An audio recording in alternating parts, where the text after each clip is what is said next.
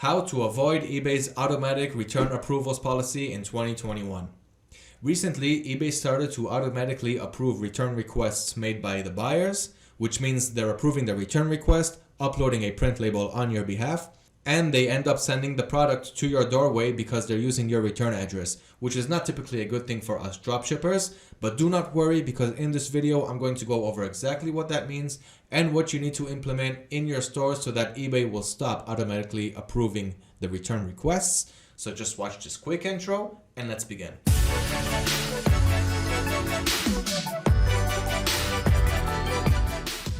Hello everyone, my name is Liron from AutoDS. I'm the content producer. I've also been dropshipping for the last 4 years, and I highly encourage you to like this video because it really helps out our channel. Share this video so that your friends and family can also learn about the amazing world of dropshipping, and subscribe to our YouTube channel so that you can always stay updated on all of the cool videos that we have going on around the world of dropshipping. So without further ado, let's begin and see exactly what eBay is doing with all of these automatic approvals and what we can do to avoid it. So to begin, let's talk about the free returns and paid returns and the differences between them.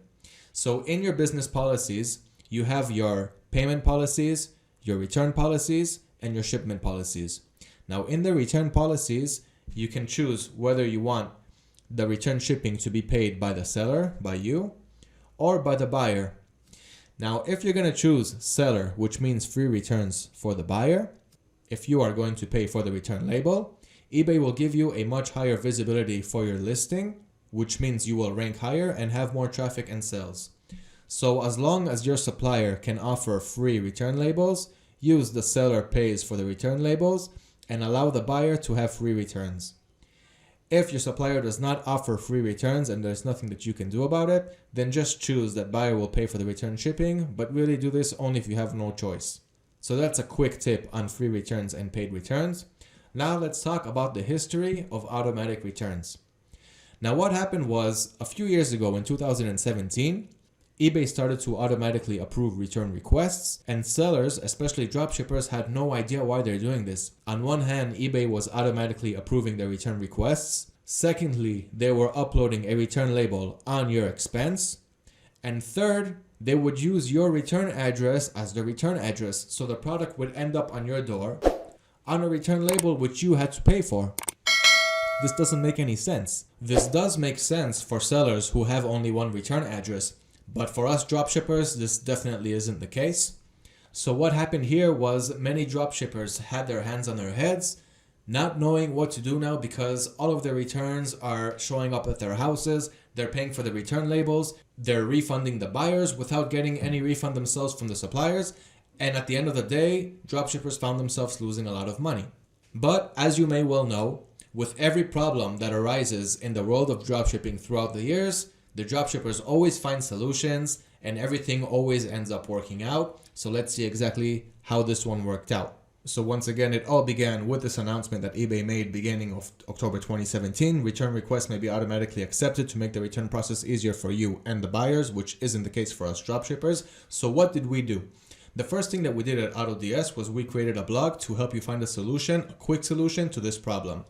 And this quick solution was to go inside your address settings on eBay and change the name to Returns Department, change the street address to Do Not Ship to This Address, Wait for My Message, instead of whatever address you had. And then check and save that as your primary address. So now, instead of having your address as the return address, this time when a buyer opens a return request and eBay automatically approves it, the buyer will see Do Not Ship to This Address. So they won't ship to that address. They're going to wait for you to contact them, or they will contact you themselves and ask for a return label. So this was a good temporary fix. It helped fix about 90% of the orders, but buyers and sellers were still having a real hard time handling their return requests this way because it was just a temporary solution and it's still not 100% and it's still a little bit confusing to some. So what happened was, once again, to every problem that comes up in the dropshipping industry, we always find a solution.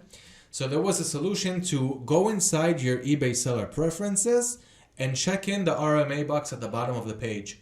If you need the link to your return preferences page, just check out the links in the comments below this video and in the full blog that's below this video, because there's much more information there than what I'm talking about in this video. So if you click on the seller return preferences, you'll be taken to the eBay return preferences page, which looks like this. All you have to do is scroll down all the way and click in that RMA number box. Once you click in this checkbox, you'll see that it's on.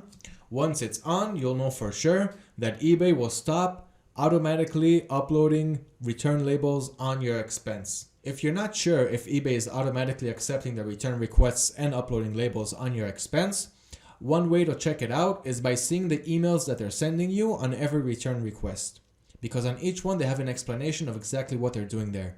Now, since I have a couple of eBay stores myself, I can show you live examples of the emails that I got on both scenarios. So on the first scenario, I would get an email. The buyer is returning this item.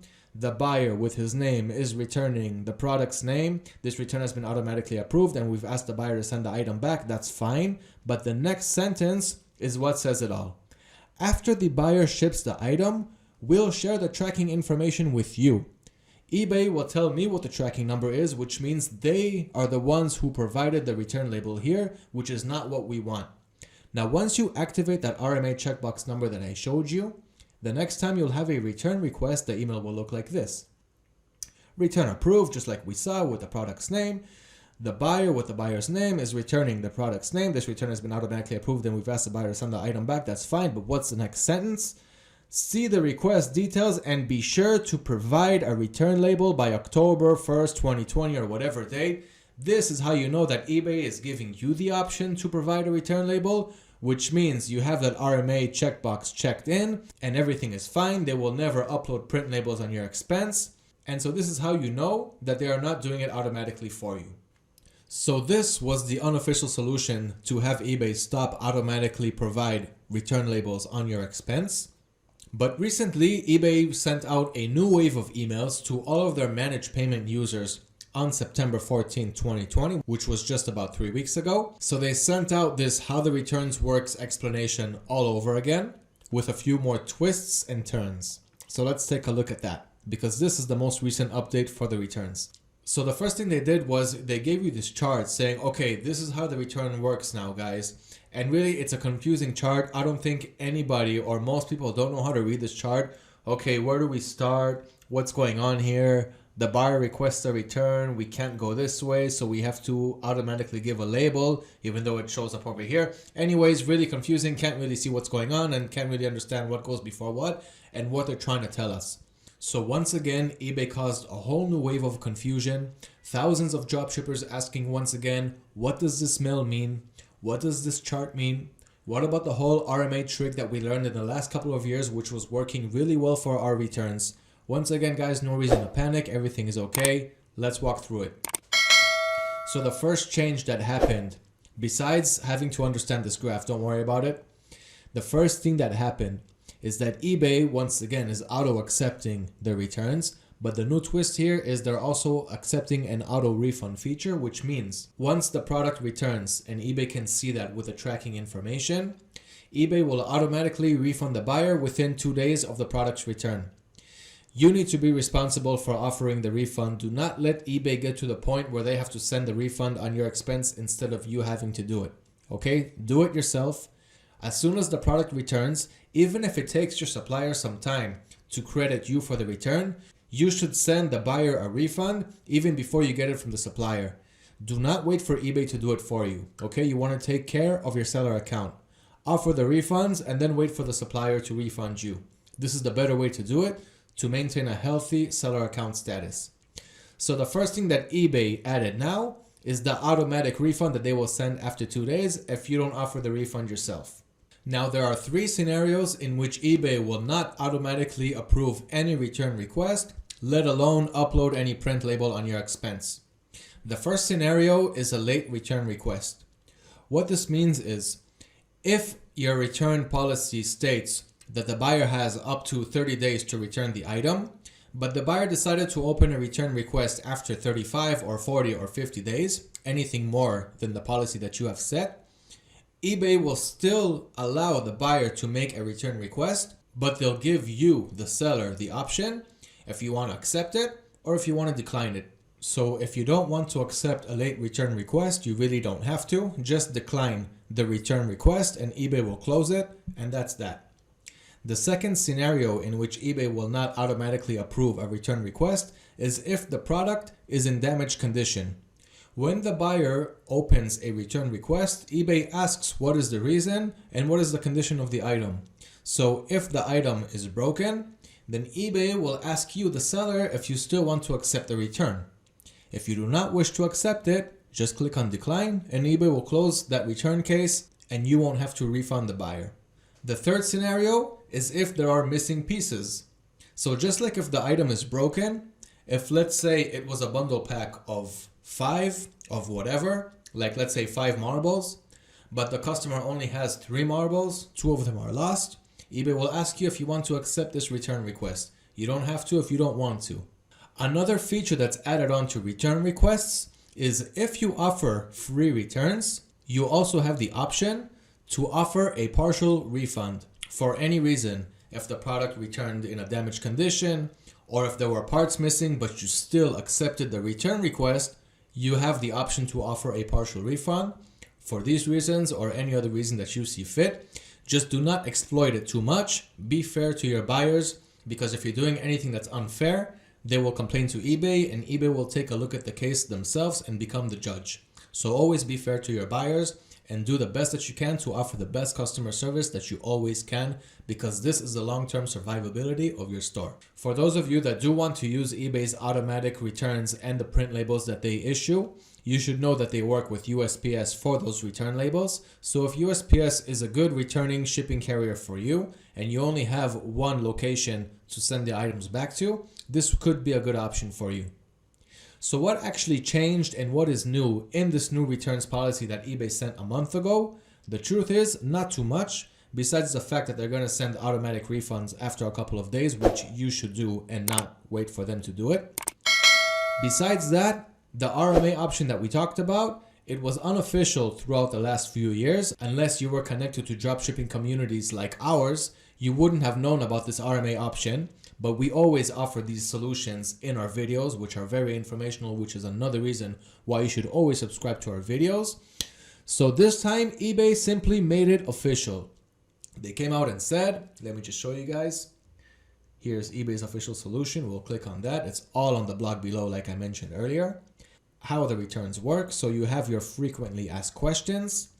And the last question, I have a return address that is different from the address from which the item was originally sent.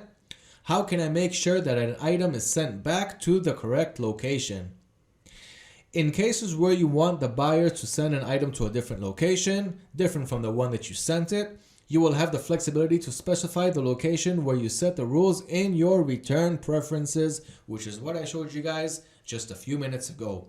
So that's all there is really to it, guys. Once you add that RMA checkbox option, which is now an official solution from eBay, which took them only 3 years to come up with the solution for us. Luckily, there's dropshipping communities and valuable information going around.